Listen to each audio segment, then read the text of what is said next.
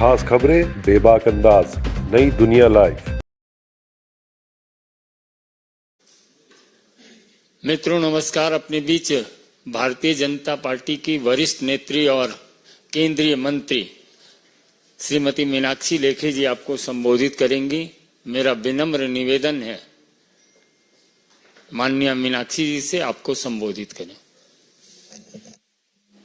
बहुत बहुत धन्यवाद संजय भाई। मित्रों, जैसा कि आप जानते हैं कि कुछ लोगों ने दिल्ली को वेंटिलेटर पर डाल दिया है और लगातार दिल्ली को अव्यवस्थित करने के लिए जो लोग जिम्मेवार हैं, भ्रष्टाचार और ड्रामा जो है वो घंघोर है और इनकी जो मैनेजमेंट की व्यवस्थाएं हैं वो कमजोर हैं, जिसका एक दृश्य कल भी देखने को मिला कोर्ट कचहरी के अंदर कि कोर्ट ने कहा कि 6 सीटी स्कैन की मशीन्स हैं दिल्ली में 3 करोड़ की आबादी पर, और जब एफिडेविट को चेक किया गया तो वो एफिडेविट भी झूठा पाया गया।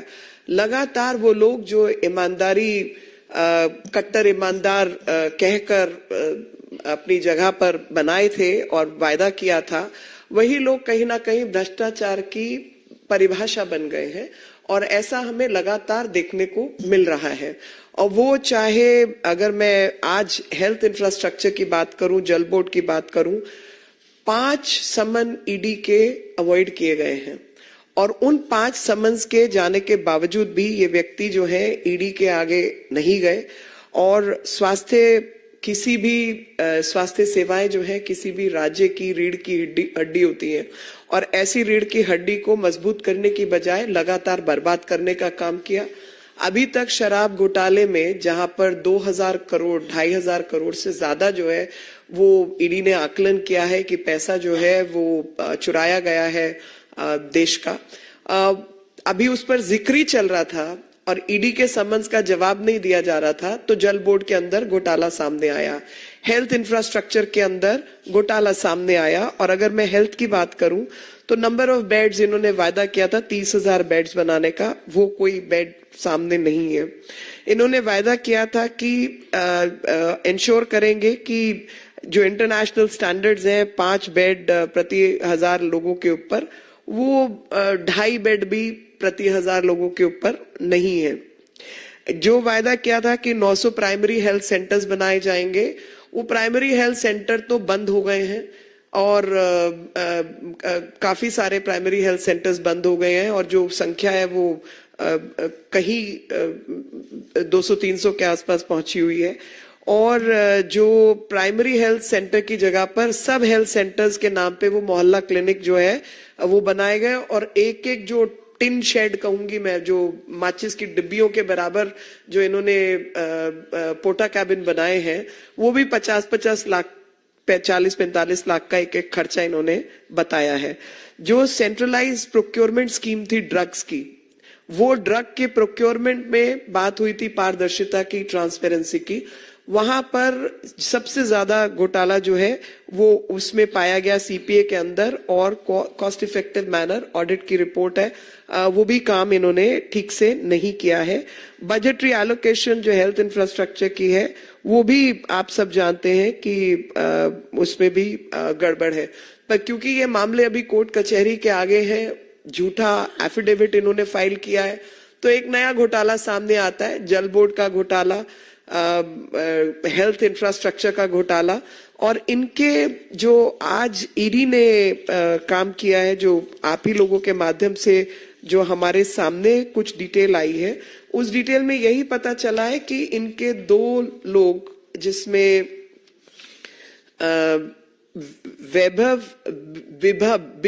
विभव कुमार और शलभ कुमार, साथ में एनडी गुप्ता जो ट्रेजरर हैं आम आदमी पार्टी के, ऐसे कई लोगों के यहाँ लोकेशंस में दिल्ली जल बोर्ड संबंधित और ईडी संबंधित घोटाले में इनके यहाँ पर रेड्स जो है वो चल रही हैं। और जो पर्सनल सेक्रेटरी है वैभव कुमार दिल्ली मुख्यमंत्री के, वही इस मनी लॉन्ड्रिंग केस में इन्वॉल्व हैं। मैं आपके माध्यम से ये बात बताना चाहती हूँ और दिल्ली की जनता को खास तौर पर कि 5 समन आ चुके हैं। 5 समन्स में से एक भी इन्होंने अटेंड नहीं किया है और लगातार झूठ की व्यवस्था इन्होंने कायम की है।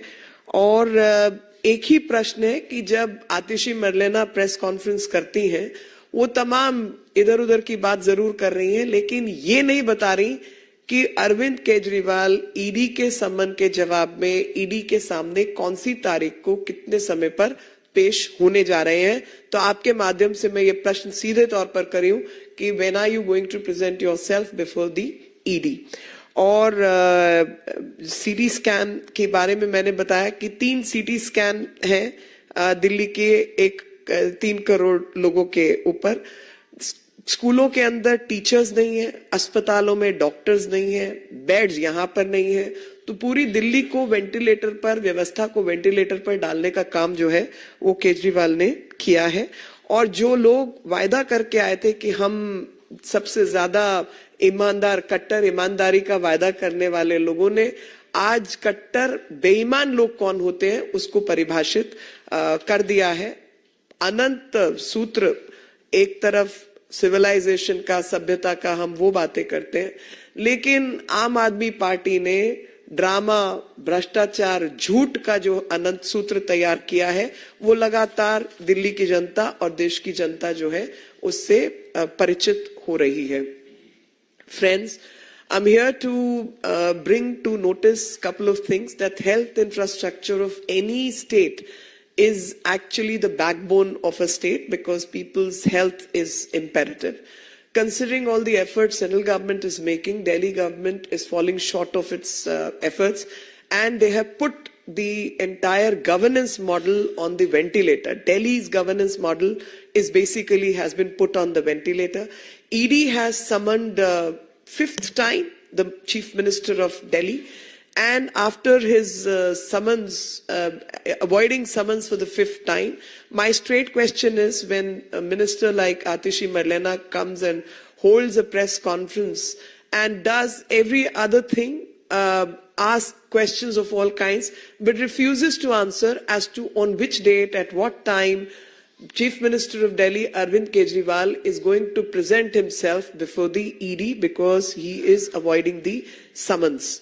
There were close to 1,000 primary health centers in Delhi, which have been undermined and have been shut down, have been closed, and only a minuscule number, a few hundred, is left in the city. And only sub-health centers is what you get to see in the form of Mohalla clinic, and each porta cabin's cost has been rated above 40 lakhs, 50 lakhs is what you pay for these matchbox kind of institutions, infrastructure. 45 to 50 plus lakhs is what has been spent. So there is another scam in the offing. While the ED's summon pertain to the issues of liquor scam, where they have tried to drown the entire city in alcohol and liquor. The Delhi excise policy is the biggest scam which one can think of. But while the Chief Minister is avoiding answering the ED summons on the Delhi liquor scam, another scam came to the front, and that scam happened to be the Delhi Jal Board scam. And post Jal Board scam, yesterday only, before the Delhi High Court, they have been found that a false affidavit has been filed in the court of law before the judges. The false affidavit contains some remarks regarding the procurement processes, where the audit report has found the central procurement processes is violative of law, and the drugs which are procured are substandard and are also not in terms of the regulations which need to be obeyed and adhered to. We've also seen the number of beds which Delhi required are less in numbers, and they had promised that they will bring beds up to the international standards. The 3 CT scans for 3 crore people is what Delhi hospitals have in place. We've also seen whether it's drugs, it's beds, it's ventilators, everything is not meeting the standards and is falling short on all these performances. The worst one can think of there can be no facility, and especially the medical facility, without the doctors. So there's shortage of doctors. There's shortage of teachers in schools. And there are quality professionals missing in the entire infrastructure. So in the name of health infrastructure, scam after scam is what one gets to see. So I can say that ये जो दिल्ली की सरकार है is only bothered about publicity, is only the hunger to get publicity is so huge that they are hungry for publicity. They are hungry to stay in power at any cost. They are hungry and greedy for corruption. But when it comes to doing their job, they are missing in action. So विज्ञापन पर जोर और व्यवस्था कमजोर is what one can think of. One can also think that भ्रष्टाचार और drama जो है वो पुरजोर और घंघोर, ये सब गंगोर और पुरजोर ड्रामा और भ्रष्टाचार जो है उसका सिलसिला चारों तरफ मिलता है. One can always see that every time you ask questions related to law, adherence to law and order, adherence to regulation, one finds that everywhere they're missing in action, and only emphasis has been on the drama, on publicity, on the wrongdoings, and creating so much of ruckus and racketing in the form of scams is what Delhi has witnessed. Any questions, I will welcome. And I must add another line that they are responsible for putting the governance model of Delhi on the ventilator. And that's what Delhi is faced with. Any question? Aishwarya Paliwal, India Today. Meenakshi जी, क्या आपको लगता है कि जिस तरह से अरविंद केजरीवाल समन को नहीं रिप्लाई कर रहे हैं, कोई एक्शन इनके खिलाफ लेना चाहिए? वो तो कोर्ट कचहरी का मामला है, तो कोर्ट है, ईडी है, they are seized of the matter. They will do what they have to और they can. I am not a spokesperson for ED, so I cannot really answer on their behalf. Do you think what he's doing is wrong? Absolutely wrong. And I can quote ample number of examples. I'll quote the example of my Prime Minister. When he was the Chief Minister in Delhi, 7 hours he sat before SIT and answered each and every question. All the rubbish allegations which were brought against him, from trial court to the Supreme Court, he faced everything. That's the way you face up. You don't lie and you don't behave in this manner. That is called adherence to law and order, adherence to governance, and adherence to the constitution of this country. संविधान की सौगंध खाने वाले लोग हैं जी. संविधान और नियम और कानून का ही पालन नहीं करते, सिवाय ड्रामा और भ्रष्टाचार के किया क्या है? उसी पर पुरजोर इनका दारोमदार रहा है. No. This is a press on this subject. Vineet, TV18. Ma'am, अगर हम बात करें जिस तरह से उत्तराखंड में यूसीसी को लाया जा रहा है, मैम कैसे देखती है उसे? क्योंकि महिलाओं को अधिकार देने की बात जो है वो लगातार हो रही है. प्रधानमंत्री नरेंद्र मोदी ने भी कल अपने भाषण में महिलाओं के अधिकार की बात की. ये मेरे आज की प्रेस से संबंधित नहीं है, लेकिन क्योंकि मेरा परम विषय रहा है तो इसलिए मैं इसका स्वागत करती हूँ. और यूनिफॉर्म सिविल कोड तो भारत की कोई भी महिला जो है वो इसका स्वागत ही करेगी.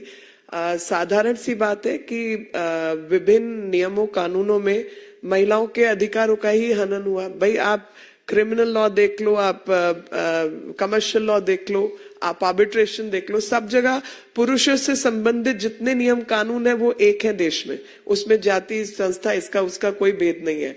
सिर्फ जो नियम कानून महिलाओं पर, परिवारों पर लागू होते हैं वहीं पर भेद है. क्योंकि महिला को अधिकार क्या मिलना है, मेंटेनेंस मिलना है, नहीं मिलना है, उसका विवाह में क्या अधिकार होगा, तलाक पे क्या होगा, बच्चे को अडॉप्ट कर सकती है नहीं, सारे पंगे वहीं पे हैं. तो इसलिए जो भी नियम लिया गया है और यूनिफॉर्म सिविल कोड की बात देश में लागू होने की बात है, तो ये तो संवैधानिक एक ड्यूटी, मैं कहूंगी कर्तव्य था, जो संविधान बनाने वालों ने भी इस पर कई बार चर्चा की और उसको एक ड्यूटी के रूप में और आने वाले भविष्य के एक गाइडिंग प्रिंसिपल के रूप में छोड़ दिया गया था कि एक समय पर ये पूरा होगा. तो ये अपने पूर्वजों का वायदा पूरा करने का काम जो प्रधानमंत्री जी के नेतृत्व में हमारी सरकार और पार्टी के लोग और धामी जी ये सब लोग कर रहे हैं, मैं इनका स्वागत करती हूँ और हृदय से अपने पूर्वजों के बिहाफ पर भी कि वो सब इनको आशीर्वाद